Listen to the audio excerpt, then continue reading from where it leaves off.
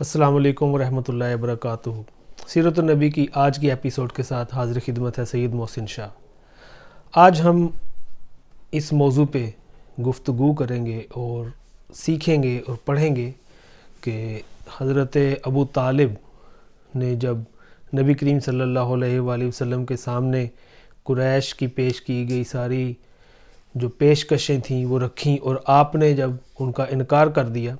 اس کے بعد جب آپ کے پاس قریش آئے اور آخری انہوں نے کوشش کی کہ کچھ سودے بازی کی جائے، لیکن اس پہ بھی میرے اور آپ کے کریم آقا نے انکار کر دیا، تو پھر جب حضرت ابو طالب کی عمر جو تھی وہ تقریباً 80 سال سے اوپر ہو چکی تھی اور پھر آپ کا انتقال ہوا، پھر حضرت خدیجہ رضی اللہ تعالی عنہا آپ کا انتقال ہوا، پھر نبی کریم صلی اللہ علیہ وآلہ وسلم نے حضرت سودا رضی اللہ تعالی عنہا سے شادی کی، اور اس کے بعد پھر مسلمانوں کے جو صبر اور جو یہ 10 سال اعلان نبوت کے بعد کے جو 10 سال مکہ میں گزارے، اس کا کیا جو ہے ماحول پہ کیا اثر پڑا، اس پہ ہم دیکھیں گے، اور پھر کیا صورتحال وہاں پہ رہی، یہ سارے معاملات آج ہم جاننے کی کوشش کریں گے۔ اور آپ نے اگر یہ چینل سبسکرائب نہیں کیا تو اس کو سبسکرائب کر دیں، اور اگر اس کو آپ شیئر کر دیں تو دوسرے لوگ بھی اس سے استفادہ حاصل کر سکیں گے۔ تو ابو طالب کا مرض بڑھتا گیا اور بالآخر وہ انتقال کر گئے۔ ان کی وفات شیب ابی طالب کی محصوری کے خاتمے کے 6 ماہ بعد رجب 10 نبوی میں ہوئی۔ ایک قول یہ بھی ہے کہ انہوں نے حضرت خدیجہ رضی اللہ عنہا کی وفات سے صرف 3 دن پہلے ماہ رمضان میں وفات پائی۔ اور یہاں یہ بتانے کی ضرورت نہیں کہ حضرت ابو طالب نے نبی صلی اللہ علیہ وآلہ وسلم کی کس قدر حمایت اور حفاظت کی تھی۔ وہ در حقیقت مکے کے بڑوں اور احمقوں کے حملوں سے اسلامی دعوت کے بچاؤ کے لیے ایک قلعہ تھے، اور تا دم آخر میرے اور آپ کے کریم آقا کی درمیان اور کفار مکہ کے درمیان ایک دیوار بن کے کھڑے رہے۔ جناب ابو طالب کی وفات کے 2 ماہ بعد یا صرف 3 دن بعد، اس میں اختلاف ہے، مختلف اقوال ملتے ہیں، تو اس لیے جو جب سیرت نگار ہوتے ہیں وہ پھر ہر قول کو اس کو لکھ دیتے ہیں، تو اس میں اختلاف ہے۔ لیکن یہ جو سال تھا جس میں ایک ہی سال میں جب حضرت ابو طالب کی وفات ہوئی اور حضرت خدیجہ سلام اللہ علیہ آپ کی وفات ہوئی، تو اس سال کو پھر عام الحزن کہا گیا۔ اور اس میں یہ ہے کہ حضرت ام المومنین حضرت خدیجہ الکبریٰ سلام اللہ علیہ آپ بھی وفات پا گئیں۔ ان کی وفات نبوت کا 10ویں سال ماہ رمضان میں ہوئی۔ اس وقت وہ 65 برس کی تھیں اور رسول اللہ صلی اللہ علیہ وآلہ وسلم اپنی عمر کی 50ویں منزل میں تھے۔ حضرت خدیجہ رضی اللہ عنہا رسول اللہ کے لیے اللہ تعالیٰ کی بڑی گراں قدر نعمت تھیں۔ وہ 1/4 صدی آپ کی رفاقت میں رہیں، یعنی 25 سال، اور اس دوران رنج و کلک کا وقت آتا تو آپ کے لیے تڑپ اٹھتیں، سنگین اور مشکل ترین حالات میں آپ کو قوت پہنچاتیں، تبلیغ رسالت میں آپ کی مدد کرتیں، اور اس تلخ ترین جہاد کی سختیوں میں آپ کی شریک کار رہتیں، اور اپنی جان و مال سے آپ کی خیر خواہی و غم گساری کی باتیں کرتیں اور کوشش کرتی ہر لحاظ سے۔ رسول اللہ صلی اللہ علیہ وآلہ وسلم کا ارشاد ہے کہ جس وقت لوگوں نے میرے ساتھ کفر کیا وہ مجھ پر ایمان لائیں، جس وقت لوگوں نے مجھے جھٹلایا انہوں نے میری تصدیق کی، جس وقت لوگوں نے مجھے محروم کیا انہوں نے مجھے اپنے مال میں شریک کیا، اور اللہ نے مجھے ان سے اولاد دی اور دوسری بیویوں سے کوئی اولاد نہ دی۔ صحیح بخاری میں حضرت ابو ہریرہ رضی اللہ تعالیٰ عنہ سے مروی ہے کہ حضرت جبریل علیہ السلام نبی صلی اللہ علیہ وآلہ وسلم کے پاس تشریف لائے اور فرمایا کہ اے اللہ کے رسول، یہ خدیجہ رضی اللہ تعالیٰ عنہا تشریف لا رہی ہیں، ان کے پاس ایک برتن ہے جس میں سالن یا کھانا یا کوئی مشروب ہے۔ جب وہ آپ کے پاس آ پہنچی تو آپ انہیں ان کے رب کی طرف سے سلام کہیں اور جنت میں موتی کے ایک محل کی بشارت دیں جس میں نہ شور و شغب ہوگا نہ درماندگی و تھکان۔ یہ دونوں الم انگیز حادثے صرف چند دنوں کے دوران پیش آئے، جس سے نبی صلی اللہ علیہ وآلہ وسلم کے دل میں غم و الم کے احساسات موجزن ہو گئے، اور اس کے بعد قوم کی طرف سے مصائب کا جو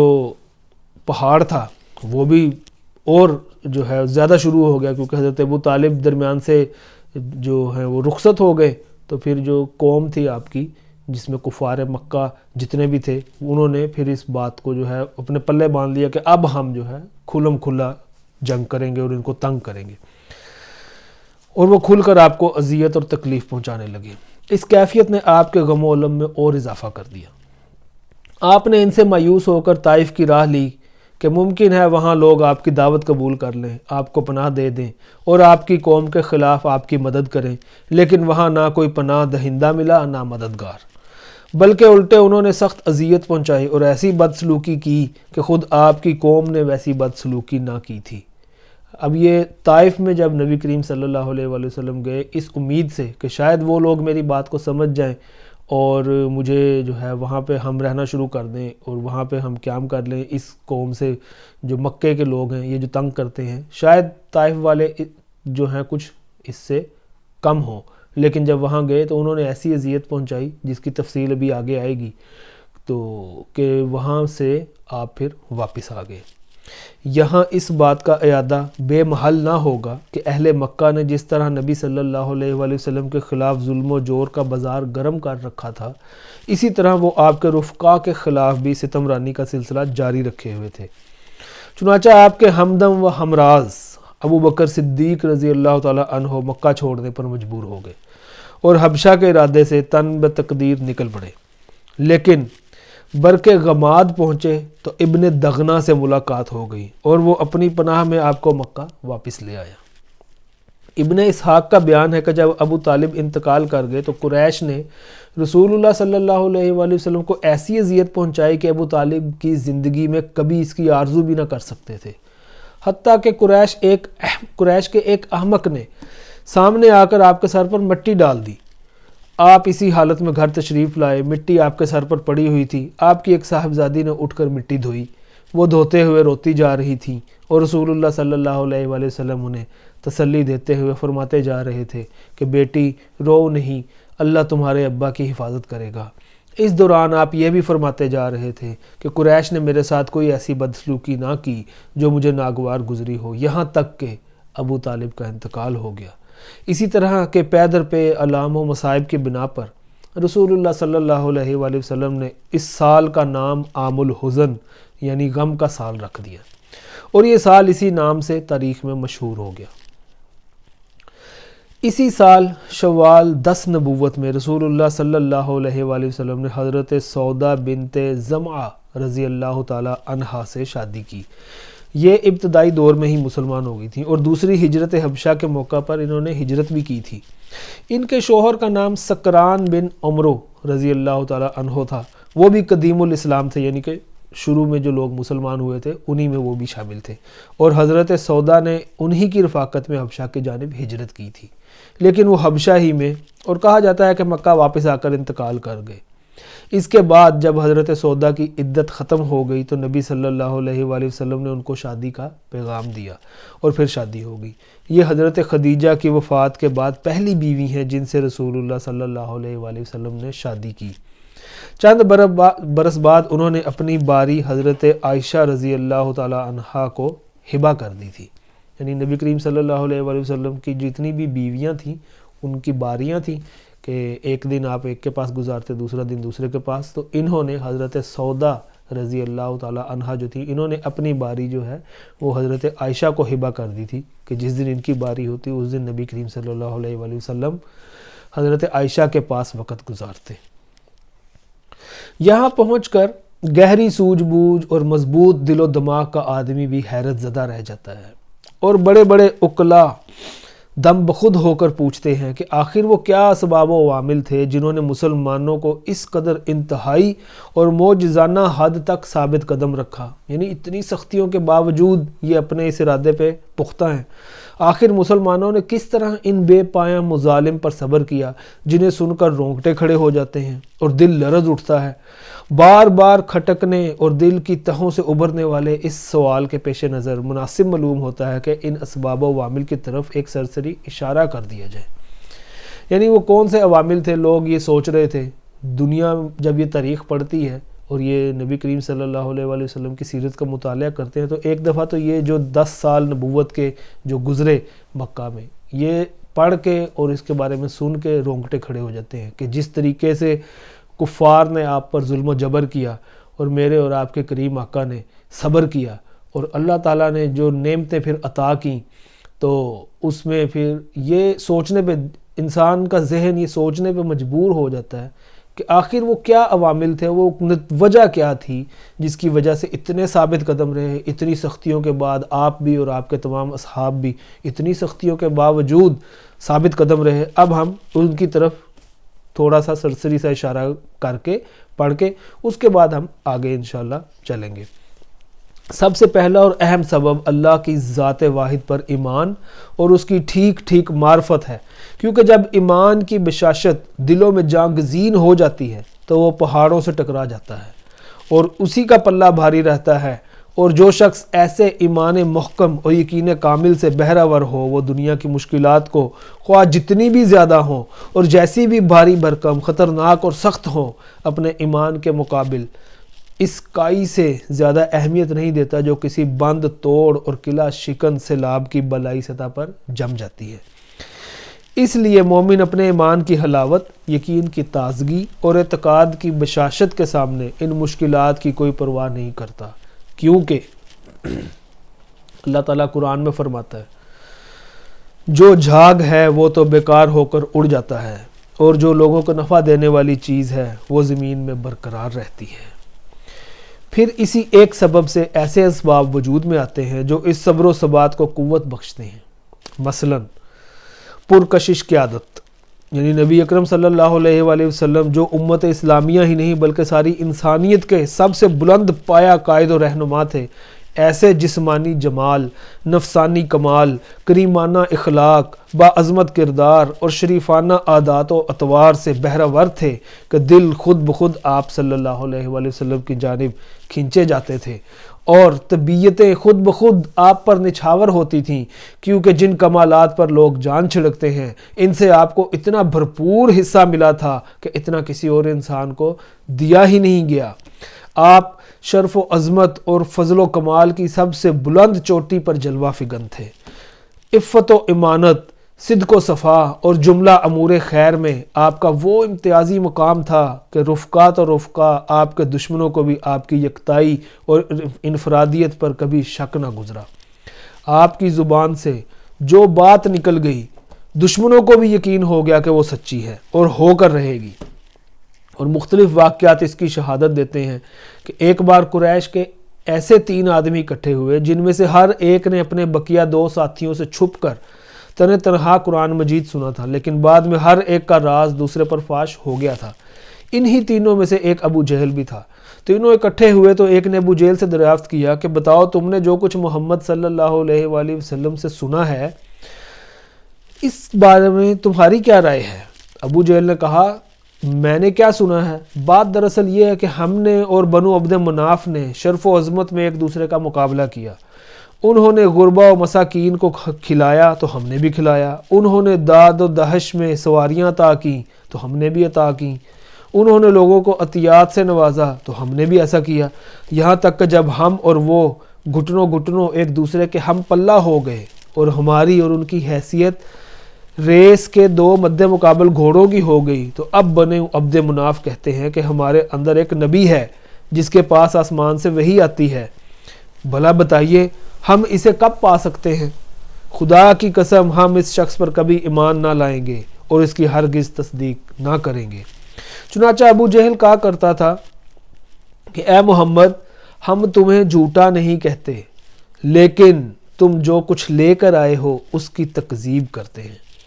یعنی ابو جہل جیسا شخص بھی میرے اور آپ کے کریم آقا صلی اللہ علیہ وآلہ وسلم کو جھوٹا نہیں کہہ سکتا تھا، اور وہ کہتا تھا کہ ہم آپ کو جھوٹا نہیں کہتے، لیکن جو بات آپ کر رہے ہیں، جو کچھ تم لے کر آئے ہو اس پر ہم ایمان نہیں لا سکتے اور اس کو نہیں ہم مانتے۔ اسی پہ اللہ تعالیٰ نے قرآن پاک میں ارشاد فرمایا کہ یہ لوگ آپ کو نہیں جھٹلاتے بلکہ یہ ظالم اللہ کی آیتوں کا انکار کرتے ہیں۔ تو یہ اللہ تعالیٰ بھی ساتھ ساتھ قرآن بھی ساتھ ساتھ نازل ہوتا رہا، ہر واقعے پہ قرآن نازل ہوتا رہا۔ اس واقعے کی تفصیل گزر چکی ہے کہ ایک روز کفار نے نبی صلی اللہ علیہ وآلہ وسلم کو 3 بار لعن طعن کی، اور تیسری دفعہ میں آپ نے فرمایا کہ اے قریش کی جماعت، میں تمہارے پاس ذبح کا حکم لے کر آیا ہوں۔ تو یہ بات ان پر اس طرح اثر کر گئی کہ جو شخص عداوت میں سب سے بڑھ کر تھا، وہ بھی بہتر سے بہتر جو جملہ پا سکتا تھا اس کے ذریعے آپ کو راضی کرنے کی کوشش میں لگ گیا۔ اسی طرح اس کی تفصیل بھی گزر چکی ہے کہ جب حالت سجدہ میں آپ پر اوجڑی ڈالی گئی اور آپ نے سر اٹھانے کے بعد اس حرکت کے کرنے والوں پر بددعا کی تو ان کی ہنسی ہوا ہو گئی اور ان کے اندر غم و قلق کی لہر دوڑ گئی۔ انہیں یقین ہو گیا کہ اب ہم بچ نہیں سکتے۔ یہ واقعہ بھی پہلے بیان کیا جا چکا ہے کہ آپ نے ابو لہب کے بیٹے عتیبہ پر بددعا کی تو اسے یقین ہو گیا کہ وہ آپ کی بددعا کی زد سے بچ نہیں سکتا، چنانچہ اس نے ملک شام کے سفر میں شیر کو دیکھتے ہی کہا، واللہ محمد نے مکہ میں رہتے ہوئے مجھے قتل کر دیا۔ ابی بن خلف کا واقعہ ہے کہ وہ بار بار آپ کو قتل کی دھمکیاں دیا کرتا تھا۔ ایک بار آپ نے جواباً فرمایا کہ تم نہیں بلکہ میں تمہیں قتل کروں گا انشاءاللہ۔ اس کے بعد جب آپ نے جنگ احد کے روز ابی کی گردن پر نیزہ مارا تو اگرچہ اس سے معمولی خراش آئی تھی، لیکن ابی برابر یہی کہے جا رہا تھا کہ محمد نے مجھ سے مکہ میں کہا تھا کہ میں تمہیں قتل کروں گا، اس لیے اگر وہ مجھ پر تھوک ہی دیتا تو بھی میری جان نکل جاتی۔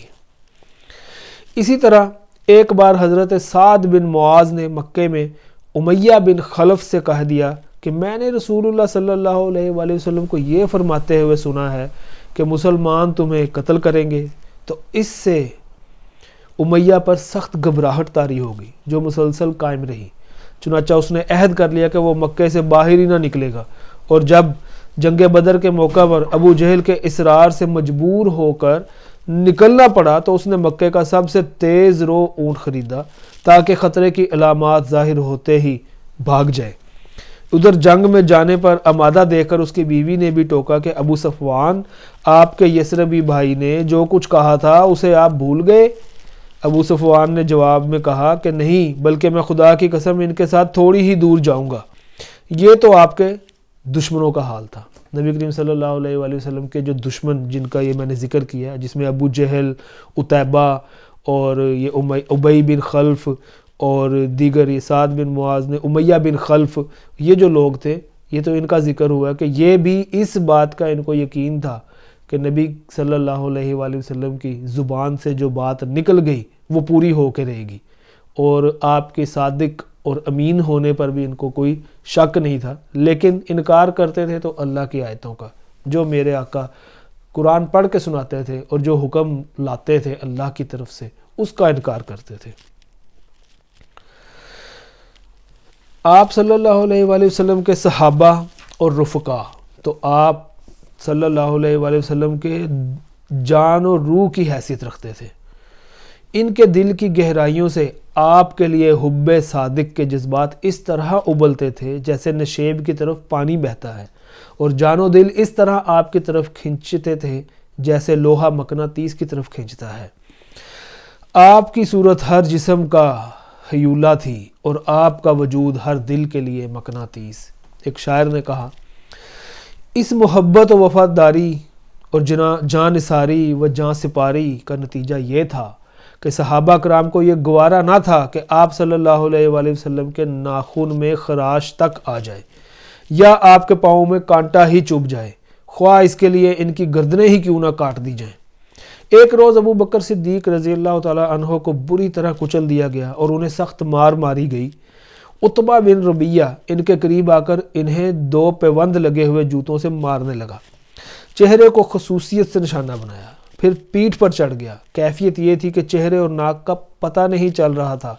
پھر ان کے قبیلے بنو تیم کے لوگ انہیں ایک کپڑے میں لپیٹ کر گھر لے گئے۔ انہیں یقین تھا کہ اب یہ زندہ نہ بچیں گے، لیکن دن کے خاتمے کے قریب ان کی زبان کھل گئی۔ بولے کہ رسول اللہ صلی اللہ علیہ وآلہ وسلم کہاں ہیں؟ کیا ہوا ان کے ساتھ؟ اس پر بنو تیم نے انہیں سخت سست کہا، ملامت کی، اور ان کی ماں ام الخیر سے یہ کہہ کر اٹھ کھڑے ہوئے کہ انہیں کچھ کھلا پلا دینا۔ جب وہ تنہا رہ گئی تو انہوں نے ابو بکر سے کھانے پینے کے لیے اصرار کیا۔ لیکن ابو بکر رضی اللہ تعالیٰ عنہ یہی کہتے رہے کہ رسول اللہ صلی اللہ علیہ وآلہ وسلم کا کیا ہوا؟ آخر کار ام الخیر نے کہا مجھے تمہارے ساتھی کا حال معلوم نہیں۔ ابو بکر نے کہا ام جمیل بنت خطاب کے پاس جاؤ اور اس سے دریافت کرو۔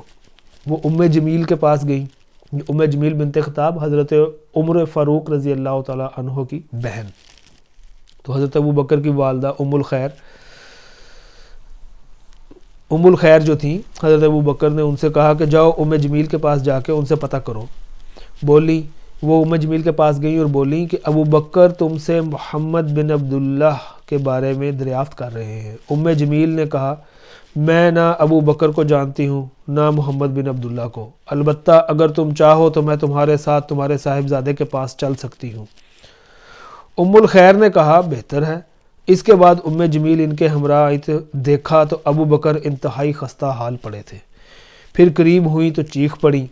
اور کہنے لگیں جس قوم نے آپ کی یہ درگت بنائی ہے وہ یقیناً بد کماش اور کافر قوم ہے۔ مجھے امید ہے کہ اللہ آپ کا بدلہ ان سے لے کر رہے گا۔ ابو بکر نے پوچھا رسول اللہ صلی اللہ علیہ وآلہ وسلم کا کیا ہوا؟ انہوں نے کہا یہ آپ کی ماں سن رہی ہیں۔ کہا کوئی بات نہیں۔ بولیں آپ صحیح سالم ہیں۔ پوچھا حضرت ابو بکر نے کہاں ہیں؟ تو آپ نے فرمایا ابن ارقم کے گھر میں ہیں۔ ابو بکر نے فرمایا اچھا تو پھر اللہ کے لیے مجھ پر عہد ہے کہ میں نہ کوئی کھانا کھاؤں گا نہ پانی پیوں گا یہاں تک کہ رسول اللہ کی خدمت میں حاضر ہو جاؤں۔ اس کے بعد ام الخیر اور ام جمیل رکی رہیں۔ جب آمد و رفت بند ہو گئی اور سناٹا چھا گیا تو یہ دونوں ابو بکر کو لے کر نکلی۔ وہ ان پر ٹیک لگائے ہوئے تھے اور اس طرح انہوں نے ابو بکر کو رسول اللہ صلی اللہ علیہ وآلہ وسلم کی خدمت میں پہنچا دیا۔ محبت و جاں سپاری کے کچھ اور بھی نادر واقعات اسی جو میں یہ پڑھ رہا ہوں سیرت النبی کی یہ بک اور آپ کے سامنے پیش کرنے کی کوشش کر رہا ہوں، اس میں آگے مزید بھی آئیں گے۔ اور جنگ احد اور حضرت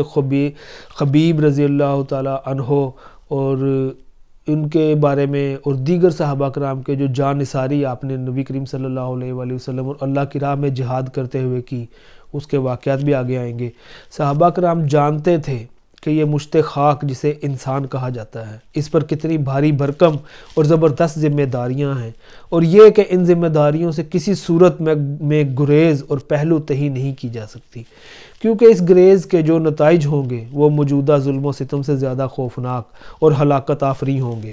اور اس گریز کے بعد خود ان کو اور ساری انسانیت کو جو خسارہ لاحق ہوگا وہ اس قدر شدید ہوگا کہ اس ذمہ داری کے نتیجے میں پیش آنے والی مشکلات اس خسارے کے مقابل کوئی حیثیت نہیں رکھتی۔ تو یہ جو باتیں تھیں جو صحابہ کرام نبی کریم صلی اللہ علیہ وآلہ وسلم پر جان نثاری کرتے تھے، اس میں جو سب سے مین بات تھی وہ یہ تھی کہ ان میں احساس ذمہ داری تھا، پھر ان کا آخرت پر ایمان تھا،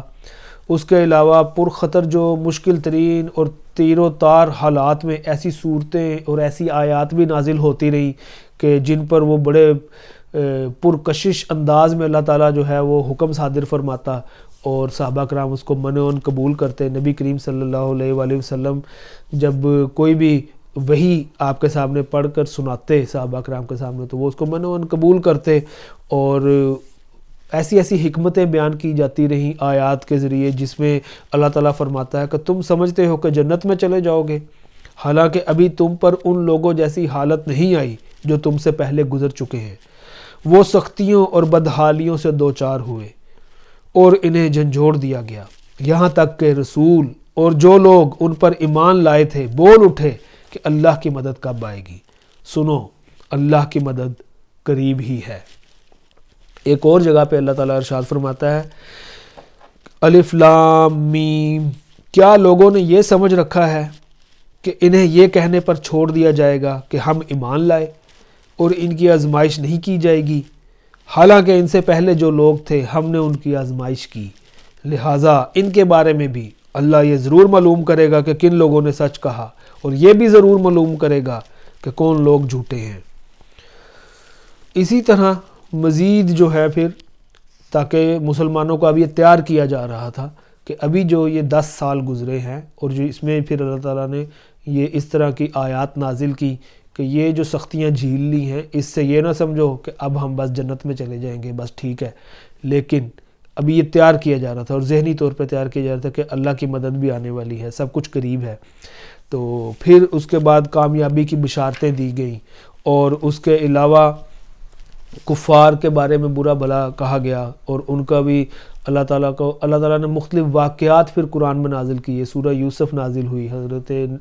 یوسف کے بارے میں سارا واقعہ بتایا گیا، کس طرح ان کو پہلے جو ہے وہ بیچا گیا اور کس طرح پھر ان کو امیر بنایا گیا، عزیز مصر بن گئے۔ اور اسی طرح اللہ تعالیٰ کا ارشاد ہوتا ہے ایمان کے غلبے کہ ایمان غالب آئے گا اور کفر جو ہے وہ نیست و نابود ہوگا۔ اللہ تعالیٰ ارشاد فرماتا ہے کہ اپنے فرستادہ بندوں کے لیے ہمارا پہلے ہی یہ فیصلہ ہو چکا ہے کہ ان کی ضرور مدد کی جائے گی، اور یقیناً ہمارا ہی لشکر غالب رہے گا۔ پس اے نبی، ایک وقت تک کے لیے تم ان سے رخ پھیر لو اور انہیں دیکھتے رہو، ان قریب یہ خود بھی دیکھ لیں گے۔ کیا یہ ہمارے عذاب کے لیے جلدی مچا رہے ہیں؟ تو جب وہ ان کے صحن میں اتر پڑے گا تو ڈرائے گئے لوگوں کی صبح بری ہو جائے گی۔ ایک اور جگہ ارشاد ہے کہ ان قریب اس جمعیت کو شکست دے دی جائے گی اور یہ لوگ پیٹھ پھیر کر بھاگیں گے۔ ایک اور جگہ ارشاد ہوتا ہے کہ یہ جتھوں میں سے ایک معمولی سا جتھا ہے جسے یہی شکست دی جائے گی۔ پھر مہاجرین حبشہ کے بارے میں ارشاد ہوا کہ جن لوگوں نے مظلومیت کے بعد اللہ کی راہ میں ہجرت کی، ہم انہیں یقیناً دنیا میں بہترین ٹھکانہ عطا کریں گے اور آخرت کا اجر بہت ہی بڑا ہے اگر لوگ جانیں۔ اسی طرح کفار نے رسول اللہ صلی اللہ علیہ وآلہ وسلم سے حضرت یوسف علیہ السلام کا واقعہ پوچھا، تو جواب میں اللہ تعالیٰ نے آیات نازل فرمائی کہ یوسف اور ان کے بھائیوں کے واقعے میں پوچھنے والوں کے لیے نشانیاں ہیں۔ ایک اور جگہ پہ پیغمبروں کا تذکرہ کرتے ہوئے اللہ تعالیٰ ارشاد فرماتا ہے کہ کفار نے اپنے پیغمبروں سے کہا کہ ہم تمہیں اپنی زمین سے ضرور نکال دیں گے، یا یہ کہ تم ہماری ملت میں واپس آ جاؤ۔ اس پر ان کے رب نے ان کے پاس وحی بھیجی کہ ہم ظالموں کو یقیناً ہلاک کر دیں گے۔ یہ وعدہ ہے اس شخص کے لیے جو میرے پاس کھڑے ہونے سے ڈرے اور میری وعید سے ڈرے۔ اسی طرح جس وقت فارس اور روم میں جنگ کے شعلے بھڑک رہے تھے اور کفار چاہتے تھے کہ فارسی غالب آ جائیں کیونکہ فارسی مشرک تھے، اور مسلمان چاہتے تھے کہ رومی غالب آ جائیں کیونکہ رومی بہرحال اللہ پر، پیغمبروں پر، وحی پر، آسمانی کتابوں پر اور یوم آخرت پر ایمان رکھنے کے دعوے دار تھے، لیکن غلبہ فارسیوں کو حاصل ہوتا جا رہا تھا۔ تو اس وقت اللہ نے یہ خوشخبری نازل فرمائی کہ چند برس بعد رومی غالب آ جائیں گے، لیکن اسی ایک بشارت پر اکتفا نہ کی بلکہ اس زمن میں یہ بشارت بھی نازل فرمائی کہ رومیوں کے غلبے کے وقت اللہ تعالیٰ مومنوں کی بھی خاص مدد فرمائے گا جس سے وہ خوش ہو جائیں گے۔ چنانچہ ارشاد ہوا یعنی اس دن اہل ایمان بھی اللہ کی ایک خاص مدد سے خوش ہو جائیں گے۔ اور آگے چل کر اللہ کی یہ مدد جنگ بدر کے اندر حاصل ہونے والی عظیم کامیابی اور فتح کی شکل میں نازل ہوئی، اور یہ ساری جو واقعات پھر آگے چلتے رہے، اور نبی کریم صلی اللہ علیہ وآلہ وسلم نے مکہ میں جو 10 سال گزارے اس کا حال یہاں پر آ کے، اس کے بعد اللہ تعالیٰ نے نبی کریم صلی اللہ علیہ وآلہ وسلم کو اور مسلمانوں کو وقتاً فوقتاً اس طرح کی خوشخبری سناتا رہتا تھا اللہ تعالیٰ آیات کی صورت میں، اور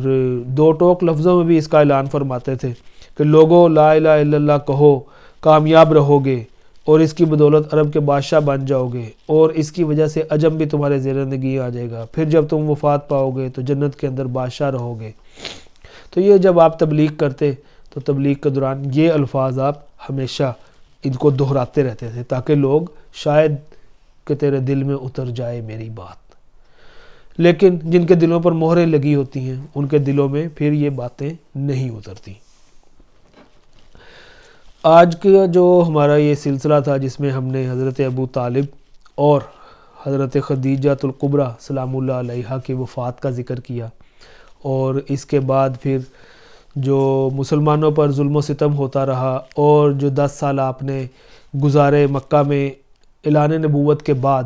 اس میں اس کے کیا عوامل تھے اور کس طرح کفار آپ کے اوپر اعتبار کرتے تھے، آپ کو جھوٹا نہیں کہہ سکتے تھے لیکن اللہ کی آیات کو جھٹلاتے تھے،